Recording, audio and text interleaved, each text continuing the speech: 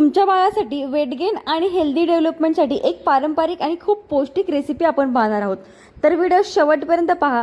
ही recipe खूप पारंपरिक आणि भारतीय रेसिपी आहे. साधारणपणे शेकडो वर्षापासून आपल्या आजी आजोबांच्या काळापासून वापरली जाते. पूर्वीच्या काळात बेबी फूड म्हणून हाच नॅचरल आणि सेफ पर्याय होता. चला आता आपण सुरुवात करूयात. 1 वर्षाचं बाळ असेल तर त्याला आपल्याला गूळ वापरायचा आहे, नाहीतर आपल्याला खजूर वापरायचे. अगदी 7 ते 12 महिन्यापर्यंत तुम्ही ही बेबीला देऊ शकता. अगदी मोठे देखील खाऊ शकतात. गूळ आपल्याला छान पाण्यात इथे विरघळून घ्यायचा आहे. गुळाने व्हिडिओ शेवटपर्यंत पहा, कारण की मी प्रत्येक गोष्टीमध्ये तुम्हाला सगळे शेवटपर्यंत फायदे सांगत असते. व्हिडिओ कुठेही स्किप करू नका. बाळाबद्दल कुठलीही रिस्क तुम्ही घेऊ नका, कारण की सगळे फायदे ऐकूनच ही रेसिपी आपण बाळाला देत आहोत. तसं माझ्या बाळाला मी 7 महिन्यापासून सुरुवात केली आहे. बघा, गव्हामध्ये गहू हा कार्बोहायड्रेटचा चांगला स्रोत आहे, त्यामुळे बाळाला दिवसभरासाठी एनर्जी मिळते आणि मेंदूच्या विकासासाठी अगदी उत्तम आहे. गव्हामध्ये बी विटामिन्स असतात, त्याच्यामुळे मेंदू आणि नर्वस सिस्टम साठी फायदेशीर आहे. इथे मी गव्हाचं पीठ घेतलं आहे 1 चमचा आणि आपल्याला चांगलं भाजून घ्यायचं आहे.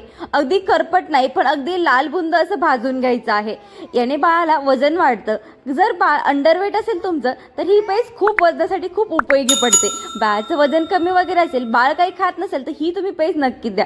आपल्याला इथे पीठ भिजून घ्यायचं. मी अशाच पौष्टिक रेसिपी बनवत असते, त्यासाठी आपल्या चॅनलला सबस्क्राईब नक्की करा, कारण की ज्या पौष्टिक असतात, ज्या पटकनी बनणाऱ्या असतात, त्या रेसिपी मी बनवत असते माझ्या बाळासाठी. आणि पीठ भाजलं की थोडंसं घी टाकून आपल्याला पुन्हा भाजून घ्यायचं आहे. थोडंसं मी घी टाकून घेतलंय. जास्त घी टाकलं की त्याच्या गाठी होतात आणि सतत ढवळून घ्यायचं आहे, जेणेकरून आपल्याला इथे त्याच्या गाठी होणार नाही. गाठी होऊ द्यायचे नाही, तर बेबी खात नाही. अगदी स्मूथ आपल्याला पेस्ट करायची आहे. आणि भाजलेलं पीठ असल्यामुळे पचायला देखील हलकं आणि बाळाला गॅस करत नाही. बघा, पीठ भाजून घेतलं आहे आणि छान घीमध्ये पण भाजून घेतलंय. त्यानंतर इथे गुळाचं पाणी आपण टाकून घेणार आणि छान हलवून घ्यायचं आहे. आणि इथे पाहत असाल की आपली इथं पेस्ट आता बनत आहे. छान ढवळून आपल्याला नेहमी घ्यायचं आहे त्याला.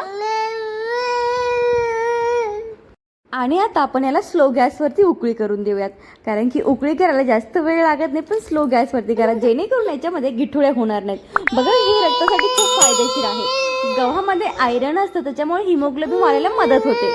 आणि मी व्हॉइस ओव्हर करते म्हणून माझं बाळ रडते बरं का. त्याला कळत नाही की एवढ्या मोठ्या मोठ्या आवाजात नेमकं ही करते काय. तर चला, इथे आपण याला उकळी स्लो गॅसवरती काढत आहोत. आणि तुमचं बाळ जर अगदी लहान असेल तर तुम्ही खजूरचं पाणी नक्कीच ॲड करा. बाळ खूप आवडीने ही रेसिपी खाते. तुमच्या बाळाचं वजन वाढत नसेल, बाळ अंडरवेट असेल आणि बाळ खूपच अशक्त सुस्त राहत असेल, तर ही रेसिपी तुम्ही बाळासाठी नक्की ट्राय करा. मी अशाच रेसिपी रोज अपलोड करते, जे माझं बाळ आवडीने खाते, जे त्याला आवडते, त्याच रेसिपी मी ट्राय करते आणि त्या तुमच्यासोबत शेअर करते. कारण की खूप सारं सर्च करते, बाळाला खाऊ घालते आणि त्याला आवडली तुमच्यासोबत शेअर करते. आणि हो, तुम्ही पटकन आपल्या चॅनलला सबस्क्राईब करा, जेणेकरून तुम्ही एकही माझे व्हिडिओ मिस करणार नाहीत. चला, आता आपण भेटूयात नेक्स्ट व्हिडिओमध्ये. त्या अगोदर चॅनलला लाईक, शेअर आणि कमेंट देखील करा. हा व्हिडिओ कसा वाटला, अजून तुम्हाला कुठले व्हिडिओ पाहिजे आहेत बेबी फूडबद्दल, मला नक्की कमेंटद्वारे कळवा. आणि हो, शॉर्ट व्हिडिओमध्ये मी फिंगर फूड टाकते आणि इथे मी जसं की 7 ते 12 महिन्याचे असं ते फूड मी इथे अपलोड करत असते. चला, आता आपण भेटूयात नेक्स्ट व्हिडिओमध्ये. बाय. आणि चॅनलला सबस्क्राईब करायला विसरू नका, कमेंट करायला विसरू नका. Thanks for watching. बाय. भेटूयात नेक्स्ट व्हिडिओ.